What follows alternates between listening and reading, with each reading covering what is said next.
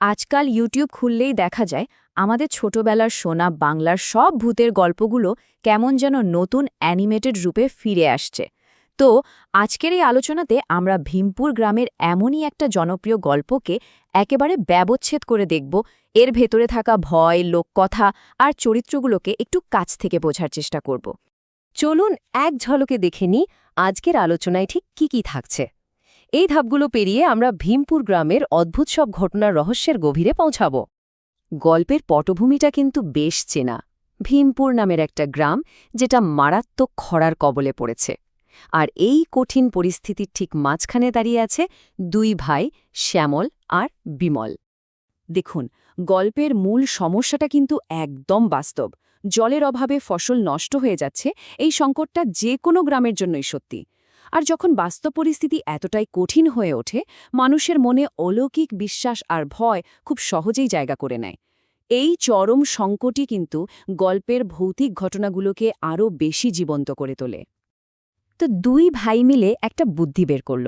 দিনের বেলা তো জলের পাম্পের লম্বা লাইন, তাই তারা ঠিক করল একদম ভোরে উঠে মাঠে জল দেবে। আপাত দৃষ্টিতে এটা একটা খুব সাধারণ আর যুক্তিযুক্ত পরিকল্পনা, কিন্তু এই ছোট্ট সিদ্ধান্তটাই এক অসাধারণ আর ভয়ঙ্কর রাতের জন্ম দিতে চলেছে। আর এখানেই গল্পের মধ্যে প্রথম একটা রহস্যের ছোঁয়া আসে, এই ছাতিম গাছকে ঘিরে।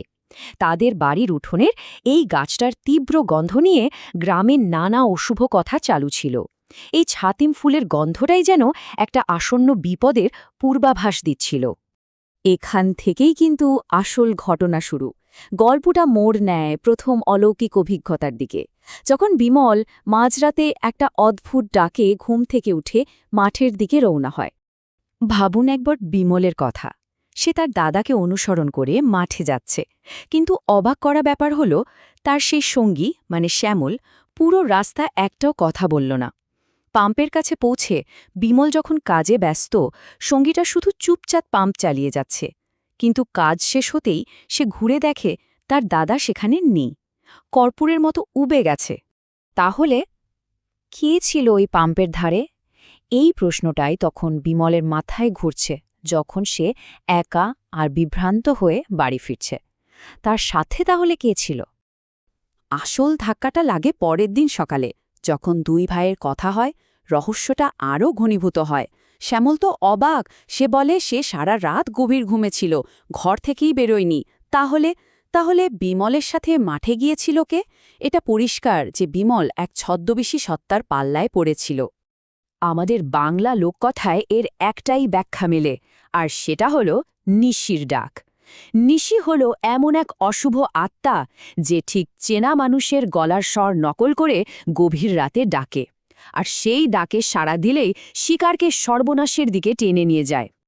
গল্পটা কিন্তু এখানেই শেষ নয়। একই গ্রামে চলুন এবার নজর ফেরানো যাক পাঁচু নামের আর এক ব্যক্তির বাড়ির দিকে, যেখানে এক অন্য ধরনের ভৌতিক কাণ্ড ঘটছে। আর এই ঘটনার কেন্দ্রে রয়েছে লোভনীয় খেজুরের গুড়। আর এই গল্পের যে নতুন চরিত্র মানি ডাইনি, তার আগমনটাও হয় বেশ নাটকীয়ভাবে। তার প্রথম কথায় তার পরিচয় আর উদ্দেশ্য দুটোই পরিষ্কার করে দেয়। সে গুড়ের গন্ধে আকৃষ্ট হয়ে এসেছে, তার খিদে পেয়েছে। ঘটনাটা ঘটে একেবারে চোখের পলকে। পাঁচুর বউ এক মুহূর্তের জন্য ঘরের ভেতরে গেছে একটা বাটি আনতে, আর সেই সুযোগেই ডাইনি এসে ফুটন্ত গরম গুড়ের পুরো কড়াইটা নিমেষে শেষ করে দেয়, আর ধরা পড়ার ভয়ে নিজেকে একটা খালি রসের হাঁড়ির মধ্যে লুকিয়ে ফেলে। তাহলে বোঝাই যাচ্ছে এই ডাইনি কিন্তু নিশির মতো অতটা ভয়ঙ্কর বা ক্ষতিকর নয়। এর উদ্দেশ্য কাউকে বিপদে ফেলা নয়, বরং নিজের মিষ্টির লোভ মেটানো। এখানেই বাংলার লোককথার বৈচিত্র্যটা ফুটে ওঠে, যেখানে সব আত্মাই একরকম হয় না, তাদের উদ্দেশ্য আলাদা হয়। পাঁচুর গল্প কিন্তু এখানেই শেষ না। বাড়ি ফেরার পথে তার সাথে ঘটে আরও এক অদ্ভুত ঘটনা। এবার সে মুখোমুখি হয় আরও এক নতুন আত্মার, আর পরিস্থিতি সামাল দেয় নিজের বুদ্ধির জোরে। এটা তো আমাদের লোককথার খুব চেনা একটা দৃশ্য, তাই না? একজন চালাক মানুষ আর এক সরল ভূতের লড়াই। এখানেও ঠিক তাই। শীতে কাঁপতে থাকা এক পেতনি পাঁচুর কাছে তার বাড়িতে থাকার আবদার করে বসে। এখানেই পাঁচু তার উপস্থিত বুদ্ধিটা কাজে লাগায়। দারুণ একটা চাল চালে সে। পেতনিকে সরাসরি না বলতে পারে না, তাই একটা গল্প ফাঁদে। সে পেতনিকে ভয় দেখায় যে তার বাড়িতে নাকি আগে থেকে এক শাকচুন্নি থাকে, যে আরও ভয়ঙ্কর এক আত্মা, এবং সব খাবার একাই ছেয়ে নেয়। এই বুদ্ধিদীপ্ত মিথ্যের জালে পেতনি সহজেই আটকে যায় এবং অন্য কোথাও আশ্রয় খুঁজতে রাজি হয়। মানে এই গল্পের তৃতীয় আত্মা পেতনি, সে আসলে ততটা ভয়ের নয় যতটা অসহায়। সে শুধু একটু আশ্রয় চায় এবং পাঁচর চালাকির কাছে সহজেই হেরে যায়, যা মানুষ আর আত্মার সম্পর্ককে একটা অন্যরকম বেশ মজাদার আঙ্গিকে তুলে ধরে। তো এতক্ষণ আমরা 3টে আলাদা আলাদা ঘটনা দেখলাম।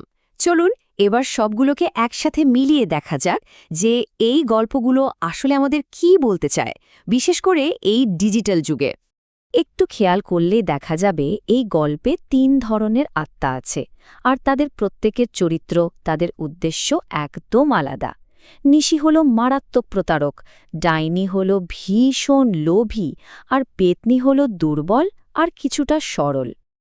আর এটাই কিন্তু এই অ্যানিমেটেড গল্পটার সবচেয়ে বড় সার্থকতা। এটা শুধু একটা ভূতের গল্প নয়, বরং বাংলার 3টি ভিন্ন লোকবিশ্বাসের একটা অসাধারণ মিশ্রণ, যা পুরো আখ্যানটাকেই অনেক বেশি সমৃদ্ধ করে তুলেছে। ব্যাপারটা বেশ মজার, তাই না? আগে যে গল্পগুলো বাড়ির উঠোনে বা দাদুর আসরে শোনা যেত, সেইগুলোই এখন নতুন মোড়কে অ্যানিমেশনের মাধ্যমে ফিরে আসছে ইউটিউবে।